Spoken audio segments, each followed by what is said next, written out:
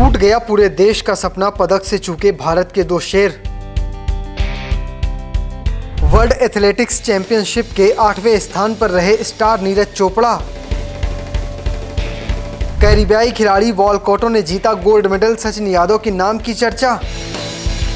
Japan के Tokyo में इस वक्त वर्ल्ड एथलेटिक्स चैंपियनशिप चल रही है और इस चैंपियनशिप में जेवलिन थ्रो के मुकाबले हुए। जेवलिन थ्रो में भारत के स्टार जो खिलाड़ी हैं, कह सकते हैं नीरज चोपड़ा, उनका प्रदर्शन काफ़ी निराशाजनक रहा। वहीं सचिन यादव एक नए उभरते स्टार की तरह निकल कर सामने आई हैं। सचिन यादव की कहानी आपको पूरी बताऊंगा, साथ में वॉलकॉट के बारे में बताऊंगा जिन्होंने गोल्ड मेडल जीता है, और दिखाऊंगा कि कैसे नीरज चोपड़ा इस बार चूक गए। तो चलिए वीडियो शुरू करते हैं लिस्ट से, यानी कौन कौन से खिलाड़ियों ने कौन कौन सा स्थान पाया या उनका टॉप परफॉर्मर क्या क्या रहा था। शुरुआत में आता है जो कॉर्सन वॉलकॉट हैं, जो कह सकते हैं स्वर्ण पदक विजेता हैं। इन्होंने 88.16 मीटर थ्रो किया था। इसके बाद दूसरे नंबर पर आते हैं एंडरसन पीटर्स, जिन्होंने 87.38 मीटर थ्रो किया था। इन्होंने सिल्वर मेडल जीता है। इसके बाद नाम आता है कार्टिस थॉम्सन का, जिन्होंने 86.67 मीटर तो थ्रो किया था, ब्रॉन्ज मेडल जीता था। नंबर 4 पर जो नाम आया है वो कोई और नहीं, भारत के सचिन यादव हैं। 86.27 मीटर उन्होंने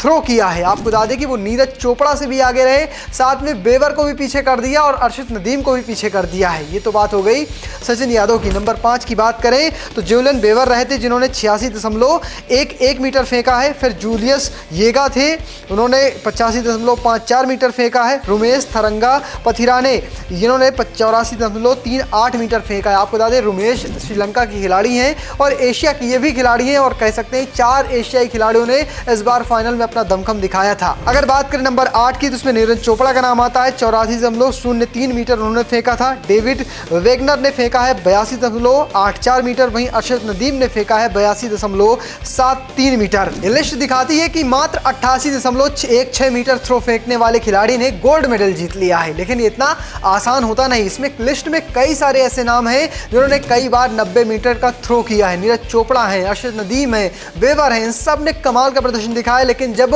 चैंपियनशिप के फाइनल की बात थी तो ना ये चूक गए हैं। इन्होंने वो दमखम लगाया लेकिन वहां तक नहीं पहुंच पाए जहां इन्हें सोना मिल सकता था। वॉलकॉट एक ऐसे खिलाड़ी है जिन्होंने साल 2012 में ओलंपिक्स, लंदन ओलंपिक्स में गोल्ड मेडल जीता था जेवलिन थ्रो में, और उसके 19 साल बाद उन्होंने दोबारा ये करिश्मा किया और यहां पर वो फाइनल में पहुंचे हैं। फाइनल में नंबर 1 की पोजीशन हासिल की है। आपको बता दें कि इसके अलावा जो अगर नीरज चोपड़ा की बात करें तो नीरज चोपड़ा ने 3 थ्रो किए थे। एक पहला थ्रो था 83.65 का, फिर था 84.03 का, और फिर एक थ्रो किया था 82.86 का। नीरज चोपड़ा उस लय में नजर नहीं आए जिसके लिए उन्हें जाना जाता है। नीरज चोपड़ा बॉडी का पूरा प्रयोग नहीं कर पा रहे थे, कह सकते हैं इसी वजह से उनके थ्रो थोड़ा सा पीछे गिर रहे थे। आपको बता दें कि वो लगातार कंधे का प्रयोग कर रहे थे और जो उनकी गिरने का स्टाइल था वो पिछले बार की तुलना में बिल्कुल अलग था, यानी कह सकते हैं नए एक्शन के साथ वो ट्राई कर रहे थे और यहां पर वो सफल नहीं हो पाए। उनका हाईएस्ट स्कोर मात्र रहा 84.03 का। ये दिखाता है कि अगर वो थोड़ा और मेहनत करते, अगर थोड़ी और जान लगाते तो शायद वो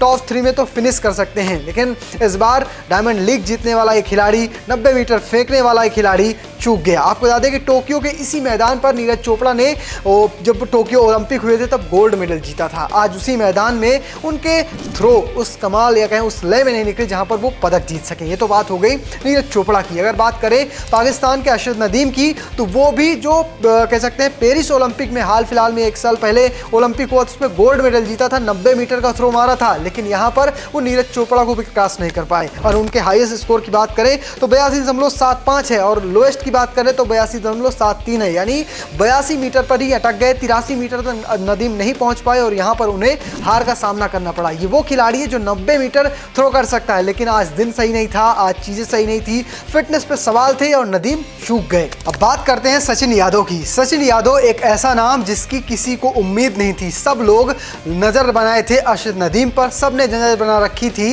नीरज चोपड़ा पर, लेकिन जिस तरह से सचिन ने कमाल किया वो कमाल था। आपको बता दें कि सचिन ने जो पहला थ्रो किया था वो 86.27 मीटर का था, दूसरा थ्रो 85.71 का था, तीसरा 84.90 का था, पांचवा थ्रो उनका 85.96 का था। वहीं वहीं आखिरी थ्रो सबको उम्मीद थी शायद वो 87 मीटर का फेंक कर मेडल पक्का कर लेंगे, लेकिन इस बार वो चूक गए। 80 मीटर का करीब थ्रो फेंका और इसी के साथ साथ कह सकते हैं वो नंबर 4 की जगह पक्की कर पाए, लेकिन उन्होंने कई बड़े बड़े दिग्गजों को पीछे कर दिया है। उन्होंने अरशद नदीम को पीछे किया जो पेरिस ओलंपिक के गोल्ड मेडलिस्ट थे। उन्होंने नीरज चोपड़ा को पीछे किया जो 2 बार के ओलंपिक के गोल्ड मेडलिस्ट थे।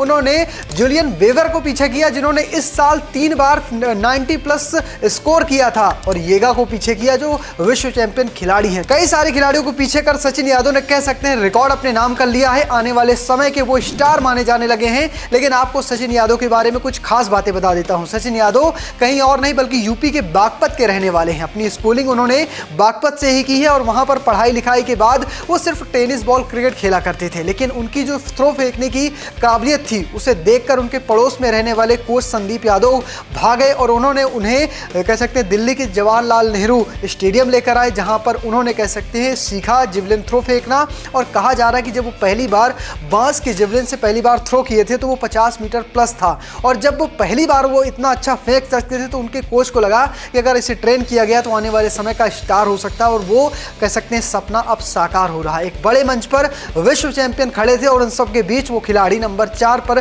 फिनिश करता है। आपको बता दें कि वो यूपी पुलिस में काम करते हैं। उन्होंने हाल फिलहाल में एक वैकेंसी क्लियर की थी जिसमें स्पोर्ट्स कोटे के तहत वो यूपी पुलिस में शामिल हुए थे, और इस सब के बावजूद वो अपनी तैयारियां जारी रखे हुए हैं। अब तो कह सकते हैं वो विश्व चैंपियन बनने से बस एक कदम दूर थे, वरना एक मेडल लेकर वो वापस आते और कह सकते हैं उनका प्रमोशन भी हो जाता। तो फिलहाल आपको कैसा लगा नीरज चोपड़ा का प्रदर्शन? सचिन यादव आपको कैसे लगे? कमेंट बॉक्स में लिखना और पेज को फॉलो करना, चैनल को सब्सक्राइब करना बिल्कुल भूलना। धन्यवाद।